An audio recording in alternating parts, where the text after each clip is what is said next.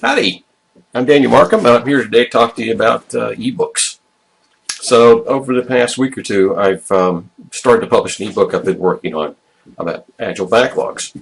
And this is my third or fourth ebook, and I've learned a little bit each time. So if you're interested in if you're a tech person interested in how to put together your own ebook, this is what you want to hear. The EPUB format is probably the format that everybody uses. It's a universal ebook file format, and basically it's just a zip file. It's a zip file with some HTML stuck in there and some XML as well. If you're familiar with jar files, there's a bunch of different file formats on the internet that basically boil down to XML stuck in a zip somewhere or another. And EPUB's the same thing. There's a manifest. It's a pretty common format for anybody that's been doing file types.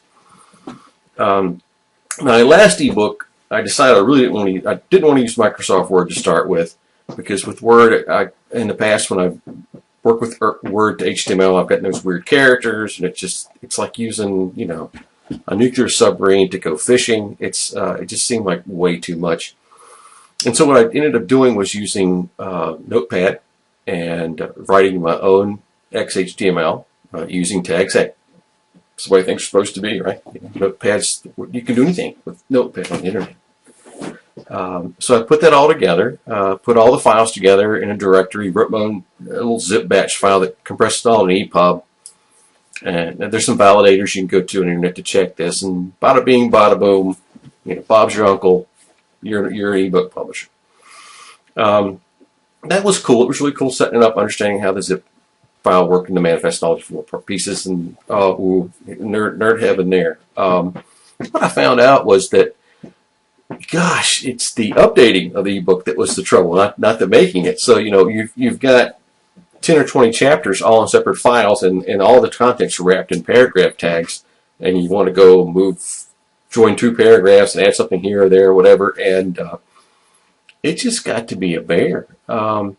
There were also issues with tables and different things that I would try to use that made sense in HTML or XHTML that didn't work in an ebook.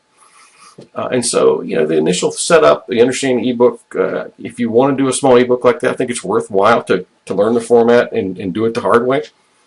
But this time, my book was going to be a little bigger, and I really wanted less pain. So for a format, I decided to stick with plain text, and I got Sublime Text 3. Been rocking with that. What an awesome tool, Sublime Text. Cool stuff. Built a directory, built my chapters as I went along.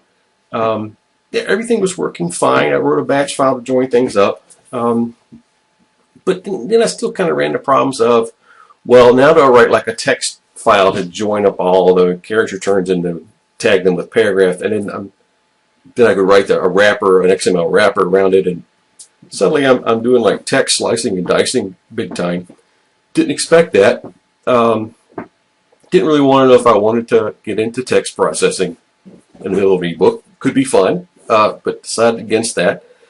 So I started looking at what kind of tools were available online to mash together your text into your perfect ebook.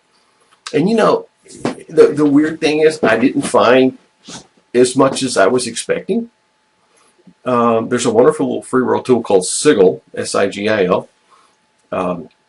Free open source project. You can go get it from GitHub. It used to be on Google Code. Downloaded that, read the build instructions, and just went through a day or two of just hell, really. I hear awesome things about the product. How do I describe it? So I downloaded the source code, and being a C++ programmer from way back, I can code if I have to. But also being a lazy programmer, I didn't really want to. I just wanted to download the dang thing and use it. I'm writing an ebook. I don't want to spend 3 or 4 weeks it's going to take to get me hot on C++ again. So I downloaded it. Couldn't build it because I didn't have CMake on my Windows box. Download CMake, had to build CMake, and then I had to download. Then CMake wouldn't work because of a library missing called Qt5. So then I had to go find the Qt5 library and download it.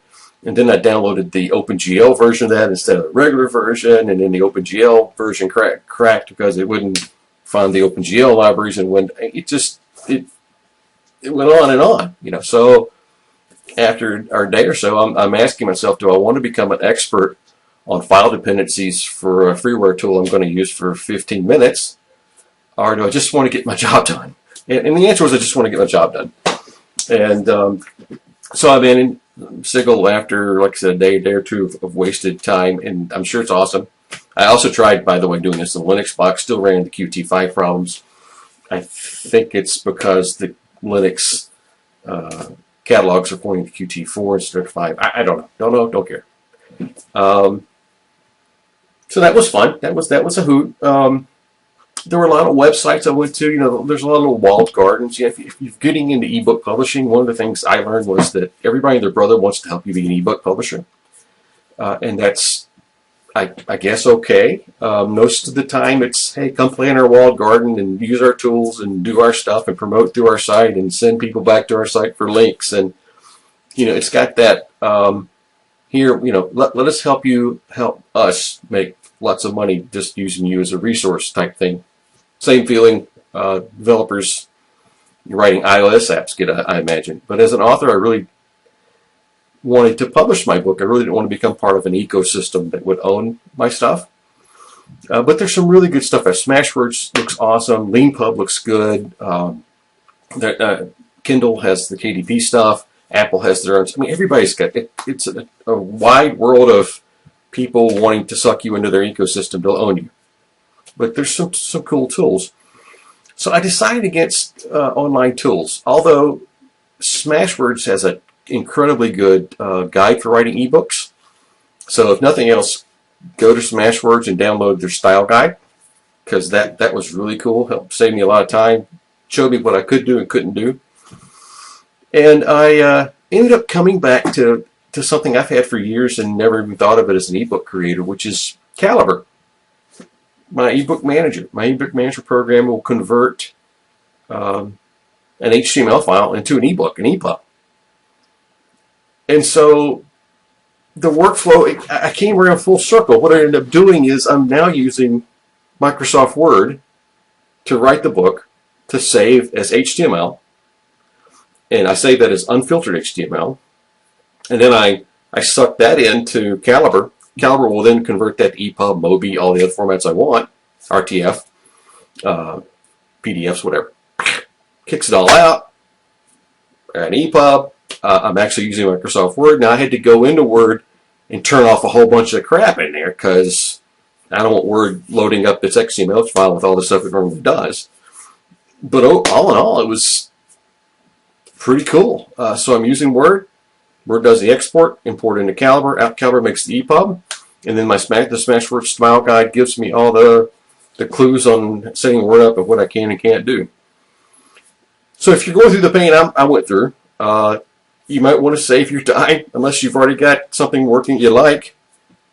If you've got Word, bada boom, bada bing, you got ebooks. Now, there's a whole other discussion on how to distribute and market your ebooks and where to put them and who to send them to and all that, and I'll let you know. But for now, good news on EPUBs. Thanks.